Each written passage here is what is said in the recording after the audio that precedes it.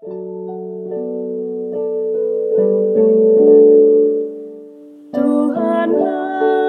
kekuatanku, Tuhanlah nyanyianku, Dialah keselamatanku.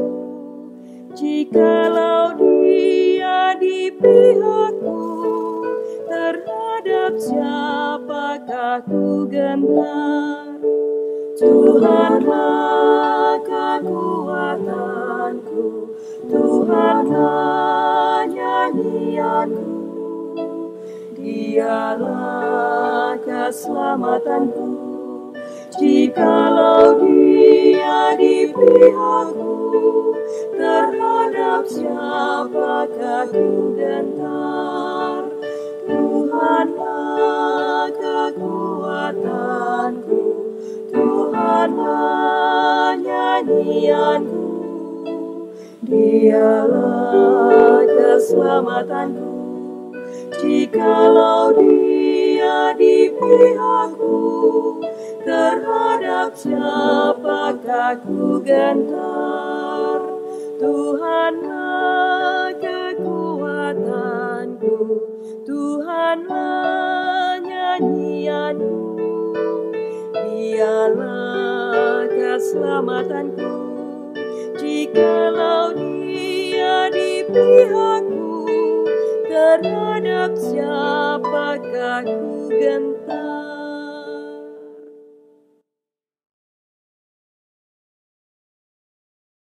Mazmur 46 ayat 2-4. Allah itu bagi kita tempat perlindungan dan kekuatan, sebagai penolong dalam kesesakan sangat terbukti. Sebab itu kita tidak akan takut sekalipun bumi berubah, sekalipun gunung-gunung goncang di dalam laut, sekalipun ribut dan berbuih airnya, sekalipun gunung-gunung goyang oleh geloranya. Selamat pagi Bapak Ibu Saudari yang diberkati Tuhan, yang pagi hari ini tambah semangat, tambah sukacita, karena bersyukur Tuhan masih memberi kita kehidupan. Maka mari kita jalani kehidupan kita dengan penuh sukacita. Untuk itu kita mengawali hari ini dengan persekutuan doa. Sebelumnya kita akan membaca Alkitab. Mari kita berdoa. Bapa di dalam surga, kami bersukacita Engkau masih memberikan kami kehidupan. Itu artinya masih banyak berkat, masih banyak sukacita yang terhampar untuk kami, yang bisa kami dapatkan, yang bisa kami rasakan. Untuk itu ya Tuhan, mampukan kami untuk menjalani kehidupan kami dengan penuh sukacita.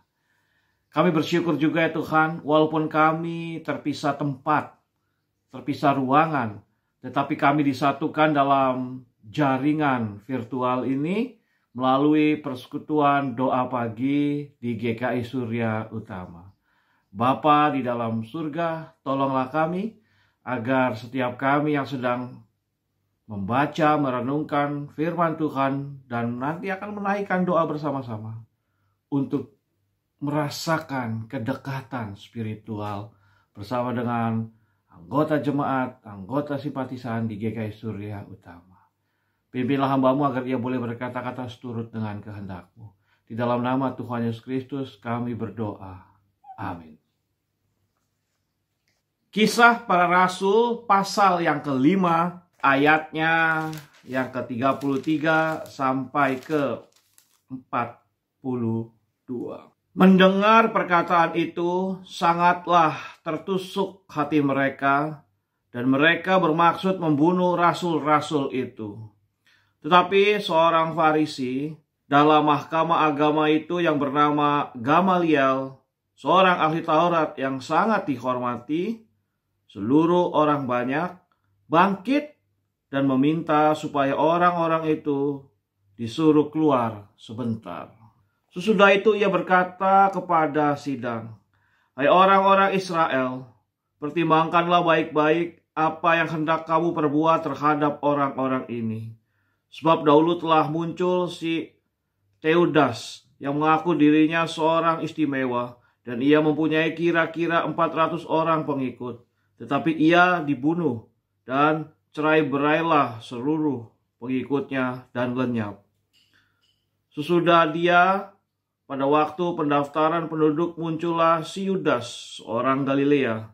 Ia menyeret banyak orang dalam pemberontakannya, tetapi ia juga tewas dan tercerai-berailah seluruh pengikutnya. Karena itu aku berkata kepadamu, janganlah bertindak terhadap orang-orang ini. Biarkanlah mereka semua, sebab jika maksud dan perbuatan mereka berasal dari manusia, tentu akan lenyap. Tetapi kalau berasal dari Allah, kamu tidak akan dapat melenyapkan orang-orang ini. Mungkin ternyata juga nanti bahwa kamu melawan Allah, nasihat itu diterima. Mereka memanggil rasul-rasul itu, lalu menyesal mereka dan melarang mereka mengajar dalam nama Yesus. Sesudah itu mereka dilepaskan.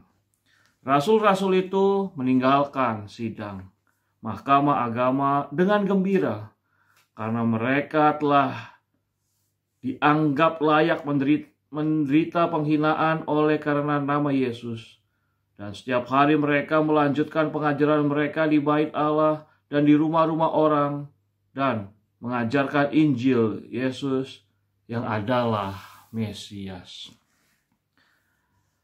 Bapak Ibu, saudara Tuhan, bacaan tadi adalah sebuah kisah para rasul. Artinya bahwa kejadian itu terjadi.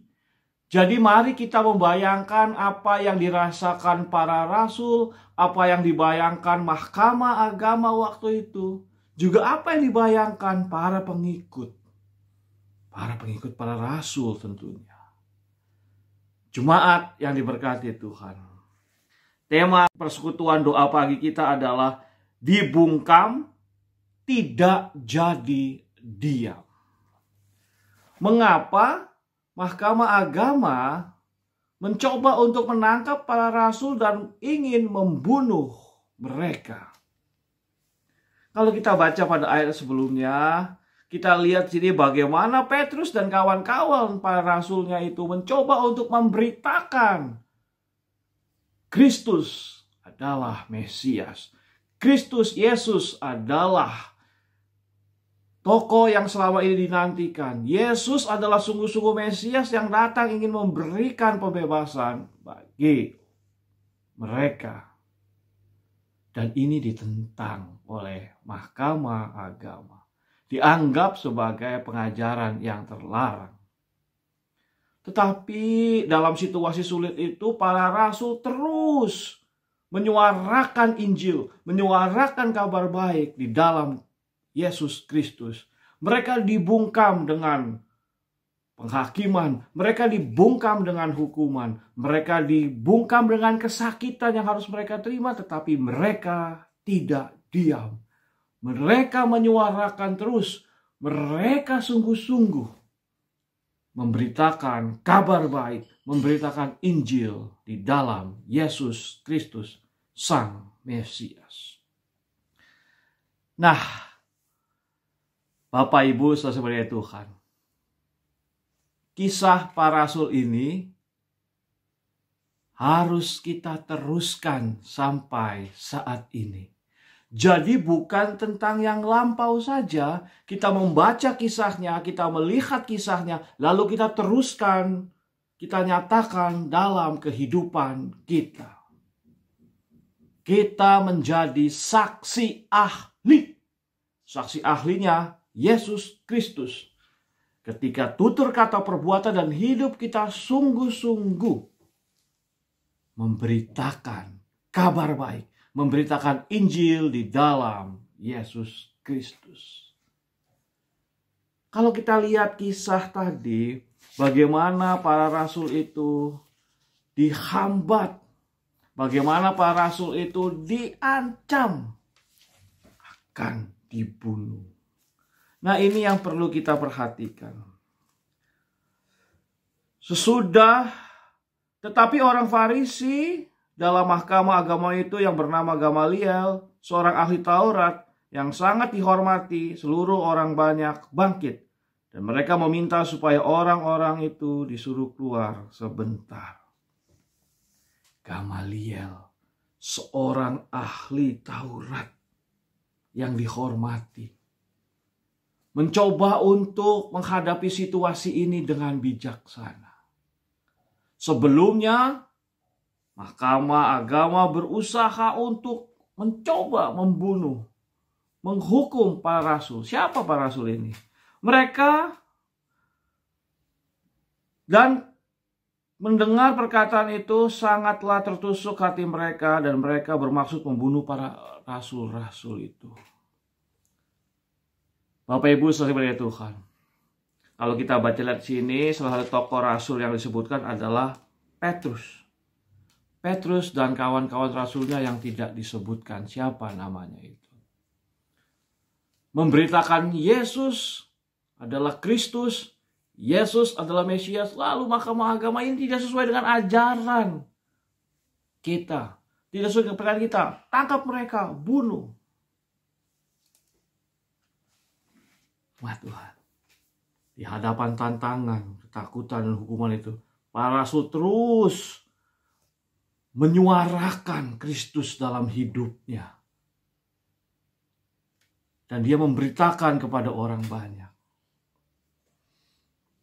Dan ketika tantangan datang, Tuhan menolong para rasul melalui pertolongan-pertolongan yang tidak disangka-sangka.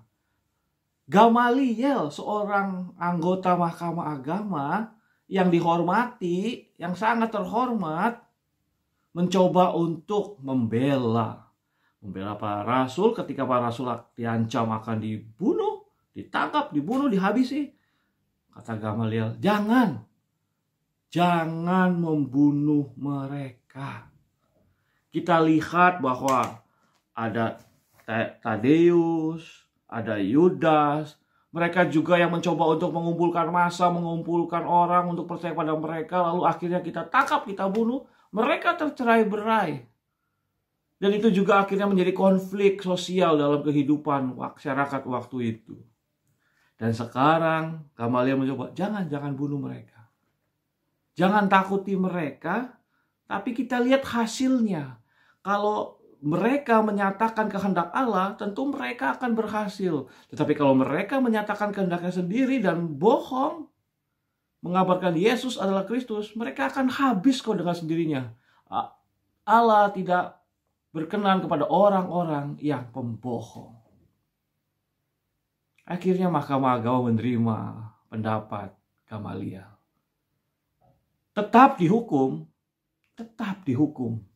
tetapi tidak dibunuh. Mereka memanggil rasul-rasul itu, lalu menyesah mereka, dicambuk, dipukul, dan melarang mereka mengajar dalam nama Yesus. Lalu mereka dilepaskan. Ada konsekuensinya. Terus menyuarakan kebenaran dalam Kristus. Konsekuensinya adalah ada hukuman. Konsekuensinya adalah kita harus berani mempertanggungjawabkan tindakan kita sebagai pengikut Kristus. Para rasul karena tetap menjaga identitasnya sebagai saksi Kristus, mereka dihukum. Tetapi mereka tidak kehilangan pengharapan dan sukacita. Rasul-rasul itu meninggalkan sidang Mahkamah Agama dengan gembira. Karena mereka telah dianggap layak menderita penghinaan oleh karena nama Yesus. Sahabat persekutuan doa pagi. Dibungkam tidak jadi diam. Ketika kita sungguh-sungguh memberitakan Kristus, menyatakan Kristus sebagai kabar baik dalam hidup kita, sungguh mereka adalah orang-orang yang bergembira, sama seperti para rasul. Agar kita tidak diam ketika kita dibungkam, coba dihabisi sebagai saksi Kristus, maka lakukanlah 4 hal, yaitu ahli. Kita menjadi saksi ahli. Yang pertama adalah afirmasikan kepercayaan pada Kristus. Tunjukkan, buktikan kepercayaan kita, keyakinan kita di dalam hidup ini bahwa kita adalah pengikut Kristus yang setia. Bukan hanya kalung salib, bukan hanya gambar tempel ayat-ayat Alkitab, tetapi kehidupan kita, tutur kata kita, mengafirmasikan, menunjukkan bahwa kita adalah saksi Kristus. Dan ketika kita hidup sesuai dengan identitas kita sebagai saksi Kristus, seperti para rasul, walaupun dihukum, selalu gembira. Karena apa? Karena yang kedua adalah harapan selalu ada. Selalu ada jalan keluar untuk pengikut Kristus.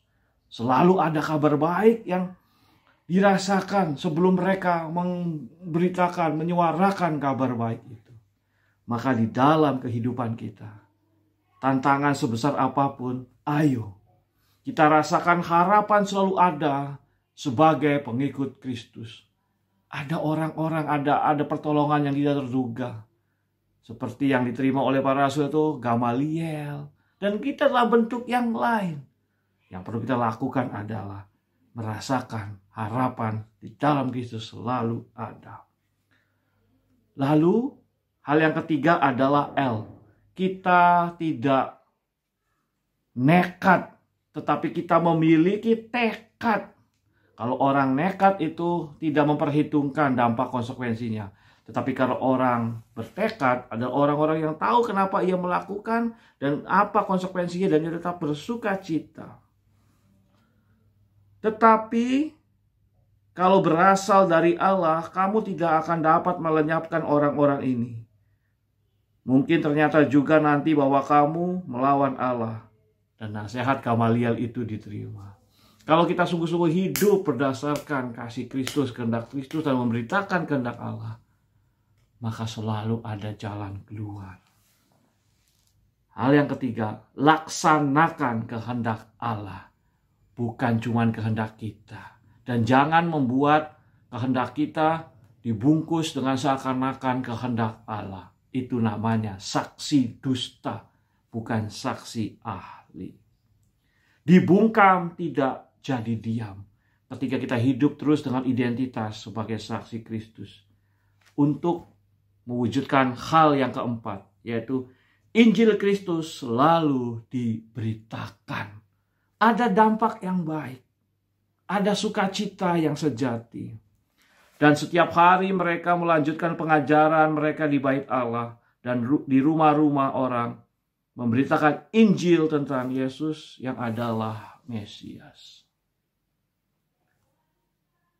Bapak Ibu saudara Tuhan, pagi hari ini kita diingatkan, ayo jadi saksi ahli.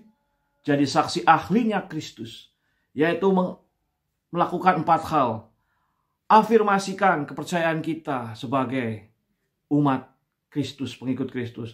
Lalu harapan selalu ada, harapan selalu ada di dalam kasih Kristus. Karena kita L, melakukan kehendak Allah. Maka ketika A, H, L, dan yang terakhir I adalah Injil Kristus selalu diberitakan di mana-mana tempat. Dibungkam, tidak jadi diam. Kita belajar dari kisah para rasul. Mereka adalah saksi-saksi ahli. Bagaimana dengan kita? Dalam kehidupan saat ini, di rumah tangga, di gereja, di pekerjaan kita. Lakukanlah 4 hal tadi. Supaya kita disebut sebagai saksi ahli. Selamat menjadi saksi ahli. Saksi ahlinya Yesus Kristus. Amin.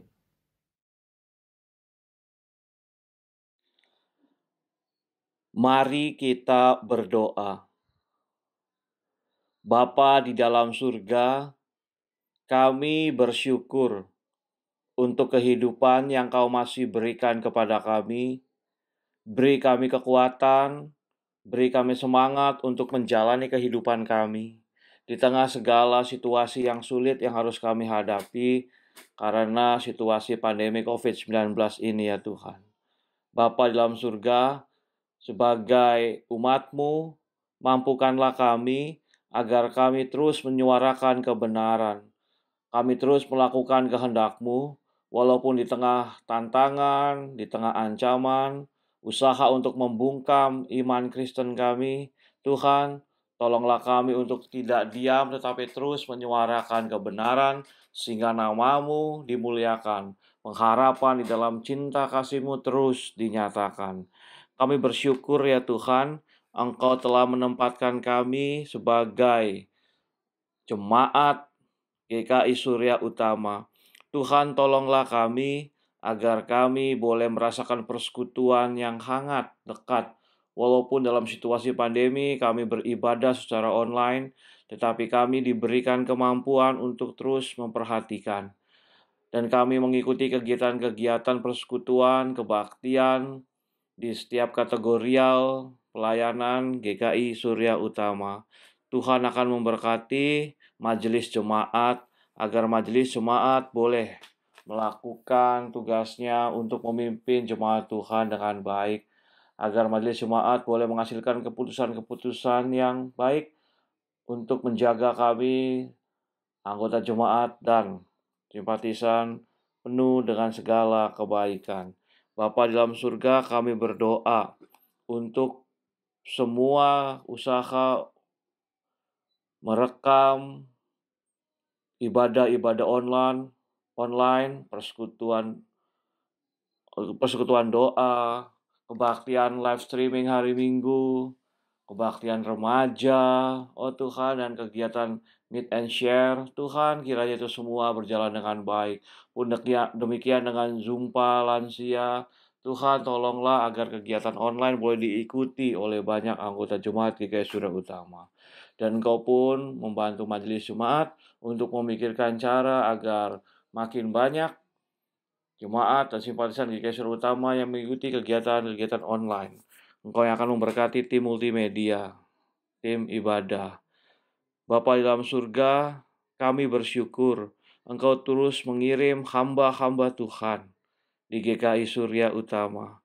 Tuhan, kiranya Engkau akan memberkati calon penatua agar calon penatua tahun pelayanan 2001 sampai ke 2003, 2023, Tuhan tolong agar mereka boleh makin mantap menjadi calon penatua. Kami berdoa ya Tuhan untuk Ibu Sandra Rustandi, untuk Ibu Mia Amelia, untuk Ibu Kristinawati Susantio, untuk Ibu Laura Andini, untuk Bapak Buniadi Makmur, untuk Bapak Riki Naya. Ya Tuhan, berkatilah mereka agar mereka mantap untuk makin siap menjadi penatua di GKI Surya Utama. Bapa di dalam surga, kami juga berdoa untuk guru-guru sekolah minggu. Kiranya di tengah segala situasi yang tidak mudah ini, guru-guru sekolah minggu tetap berusaha untuk boleh menjumpai anak-anak sekolah minggu dalam kegiatan sekolah minggu online. Bapak, kami teringat akan situasi kehidupan pribadi yang boleh kami hadapi di anggota jemaat dan simpatisan. Kami bersuka cita untuk mereka yang bertambah usia 1 tahun lagi. Kiranya Tuhan mereka boleh merasakan sukacita, diberikan kesempatan 1 tahun lagi untuk menjalani kehidupan dalam anugerah Tuhan. Tuhan berkatilah rencana pernikahan Ricky Anthony Salim dan Saudari Felicia yang akan dilaksanakan tanggal 26 Juni tahun 2021. Tuhan tolong agar boleh terlaksana dengan baik. Berkatilah mereka Tuhan agar sebagai calon mempelai makin siap. Berkati keluarganya juga. Bapa di dalam surga, kami berdoa untuk mereka yang sedang berduka cita. Kami berdoa ya Tuhan dengan keluarga besar almarhumah Ibu Kwartan Rina Umi Widyastuti, yaitu adik dari Ibu Herdianti yang pada tanggal 23 Januari meninggal dunia. Tuhan juga memberkati agar keluarganya diberikan penghiburan. Bapa dalam surga, kami juga berdoa untuk keluarga besar almarhumah Ibu Ngatini. Ya Tuhan, Engkau telah memanggilnya pulang pada tanggal 24 Januari. Tuhan, berkatilah keluarga besar yang ditinggalkan dan penuh dengan sukacita. Bapa dalam surga, kami berdoa untuk mereka yang sedang berusaha untuk mencari pekerjaan, untuk mereka yang sedang dilingkupi kegentaran karena sakit yang sedang dihadapi. Tuhan, tolong agar mereka penuh dengan sukacita. Bapa, kami juga berdoa untuk pemerintah Republik Indonesia, pemerintah daerah di sekitar tempat tinggal kami, agar boleh bersatu padu untuk menangani pandemi COVID-19 ini, agar kiranya semua hal-hal yang baik boleh dialami oleh masyarakat untuk rakyat Indonesia. Pimpinlah Tuhan agar pemerintah pemangku kebijakan kesehatan, aturan, keamanan, boleh mengatur aturan-aturan sedemikian rupa untuk mengantisipasi penyebaran virus COVID-19 ini dengan cukup dihentikan, dengan cukup baik ya Bapak. Juga bantuan-bantuan boleh disebar untuk orang-orang yang membutuhkan dengan penuh segala kejujuran dan kebaikan. Bapa dalam surga, Engkau juga memberkati para pengusaha dan para pekerja agar mereka boleh bekerja sama untuk menghadapi situasi sulit ini.